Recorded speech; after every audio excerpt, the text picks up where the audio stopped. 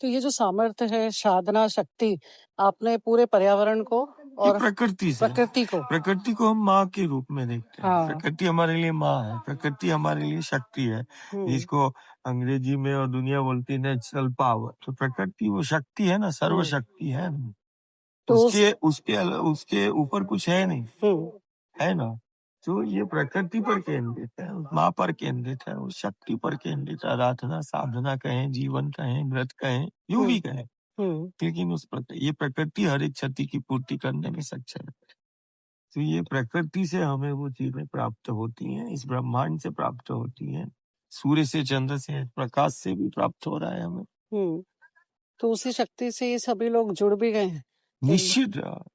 निश्चित। और रिसर्च सारी फेल हो चुकी है, सारी अब मेडिकल रिसर्चेस जहाँ ज्ञान और विज्ञान जहाँ जाता है, जहाँ ज्ञान और विज्ञान पहुंचा है, जहाँ उसका सीमा है, उसके बाद धर्म अध्यात्म प्रारंभ होता है ना।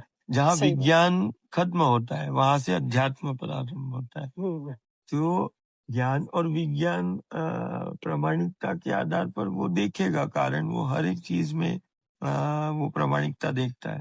लेकिन आज उसके लिए भी जवाब देने का स्थिति नहीं है, कारण वो हमें देख भी रहा है कि नहीं, ये तो हलचल है शरीर में बहुत ज्यादा। मैंने विकिपीडिया में भी एनालिसिस देखी, भोपाल में एम्स में भी कई डॉक्टरों से बात करके ही आई हूँ। तो सब आंखें बिछाए देख रहे थे कि कहीं कुछ एक ऊपर नीचे हो, पर कहीं भी नहीं था। नहीं है अभी, मतलब वो सारा ज्ञान विज्ञान और वो भी धर्म अध्यात्म का ही तो हिस्सा है जी। बस बात ये है कि जैसे दो भाई हैं, वो अलग अलग रहने लगे। अब ज्ञान विज्ञान अलग जा रहे, धर्म अध्यात्म अलग जा रहे। हम लेकिन धर्म अध्यात्म का ही हिस्सा हम ज्ञान विज्ञान को मानते हैं।